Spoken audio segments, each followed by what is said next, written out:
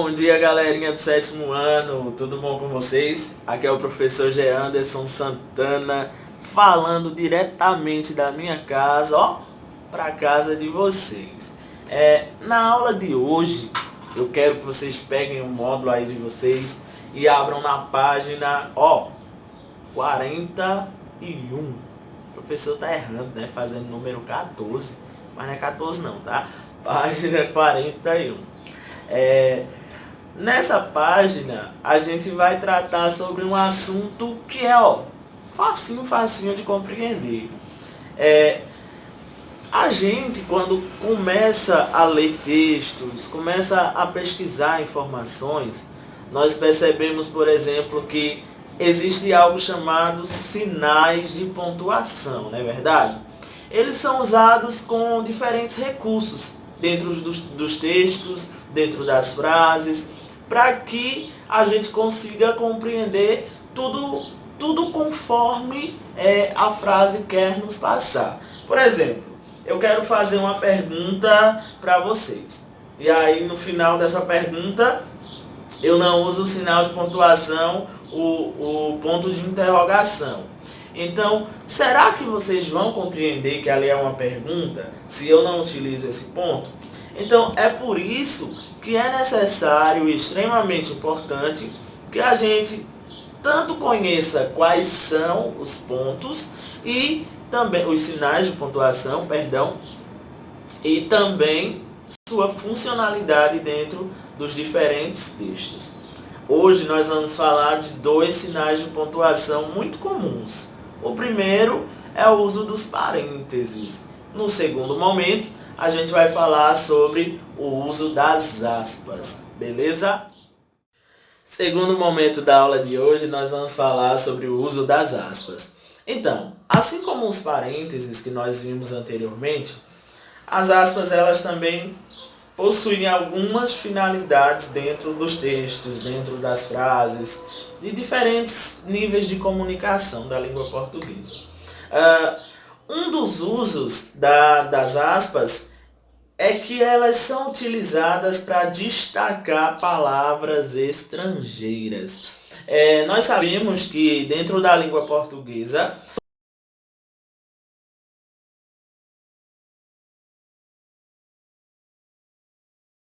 um empréstimo linguístico, quando eu pego uma palavra de uma língua e uso no meu cotidiano sem modificá-la. Por exemplo, eu estou agora em uma reunião de negócio e de repente o meu chefe ele me diz: pessoal, nós vamos dar uma paradinha para um coffee break. Essa palavra coffee break, ela já está incorporada na língua portuguesa. Ela, quando a gente vai traduzir, ela tem um significado mais ou menos para o intervalo, pausa para o lanche, pausa para o café. Então, ó, quando eu for escrever essa oração, pessoal, vamos fazer uma paradinha para o coffee break.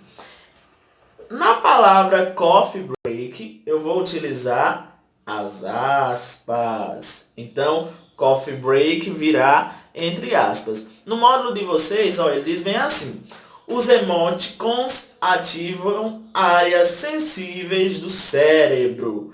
Veja que em emoticons, essa palavra veio entre aspas. Um outro uso das aspas é quando a gente quer marcar uma citação, ou seja, transcrever algo exatamente como foi dito ou escrito. Isso é muito comum dentro de textos, dentro de reportagens, por exemplo, quando eu entrevisto alguém e aí eu quero colocar dentro do meu texto, dentro da minha reportagem, a fala fiel ao que a pessoa entrevistada falou. Então, por exemplo, eu posso estar entrevistando a um amigo meu sobre qualquer assunto. E aí eu pergunto lá a ele: olha, Marcos, você gosta de que tipo de comida? E aí ele vai e responde: comida nordestina. Vamos combinar que é a melhor mesmo, né? Ele tem um bom gosto aí. Então, quando Marcos ele diz assim, ó, gosto de comer essa reportagem, eu posso dizer assim, Marcos disse, gosto de comer nordestina. Quando eu transcrevo a fala exatamente como ela é, eu preciso usar as aspas para indicar que aquilo não é uma fala minha, mas uma fala de Marcos. Observem aí no segundo exemplo do módulo de vocês. Tem um exemplo bem parecido com esse que eu falei, tá? As aspas elas também podem ser usadas quando nós queremos transcrever uma parte de um texto para dentro da nossa fala. Por exemplo, eu posso estar conversando com vocês sobre a Bíblia Sagrada, por exemplo. E aí eu digo assim, meninos, a Bíblia fala que o Senhor é o nosso pastor e nada nos faltará. Observe que quando eu digo o Senhor é o nosso pastor e nada nos faltará, essa não é uma fala minha, mas eu quis trazer essa passagem lá do Salmo 23 para a minha fala. Então eu transcrevi um trecho de uma obra para o meu discurso.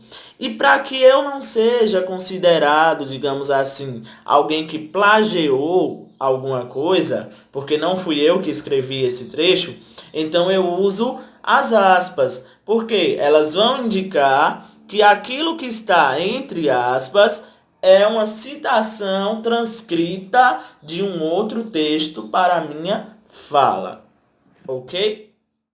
Outro uso bem comum das aspas é quando nós vamos indicar o nome de títulos de obras, como músicas, filmes, livros, pinturas, enfim, títulos que nomeiam as coisas.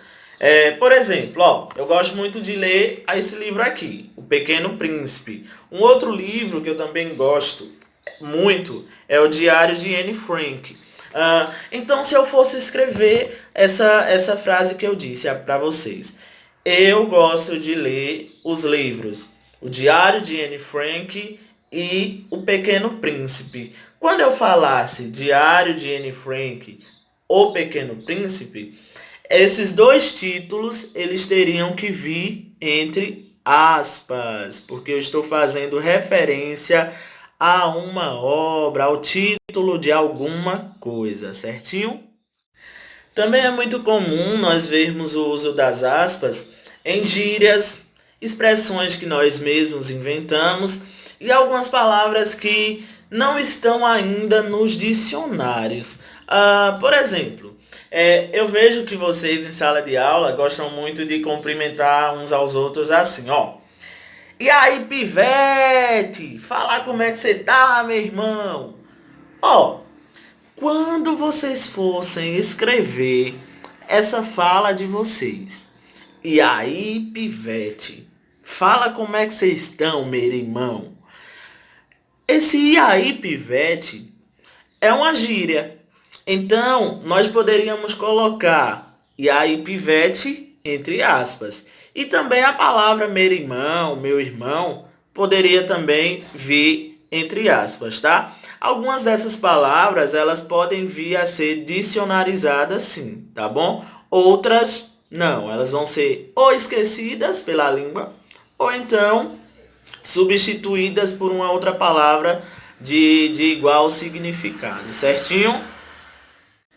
Gente, dentro da língua portuguesa, algumas palavras elas já estão em desuso. A gente não costuma utilizar mais quando nós estamos escrevendo ou falando mesmo.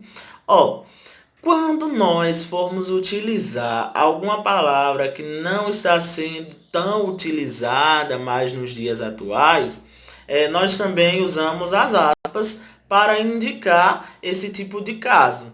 Por exemplo, se eu dissesse para vocês assim, meninos, hoje eu presenciei um quiprocó terrível, muito terrível o quiprocó. Aí vocês vão me perguntar, professor, o que é mesmo quiprocó? Então, Quiprocó é uma palavra que já está em desuso na língua portuguesa. Nós não utilizamos tanto na nossa fala, nem nos textos escritos. Quiprocó significa confusão. Então, seria eu dizer, hoje eu presenciei uma confusão. Como essa palavra quiprocó está em desuso, a gente utiliza as aspas, certinho? Gente, vocês já pararam para pensar que tem uma palavra que ela está muito frequente nos dias atuais? Por exemplo, a palavra deboche. Muita gente que eu conheço usa essa palavra atualmente. Na internet mesmo, vários e vários memes, eles têm o uso dessa palavra. Ó, que deboche, ó, que menina debochada, tal, que menino debochado. O deboche nada mais é do que uma ironia.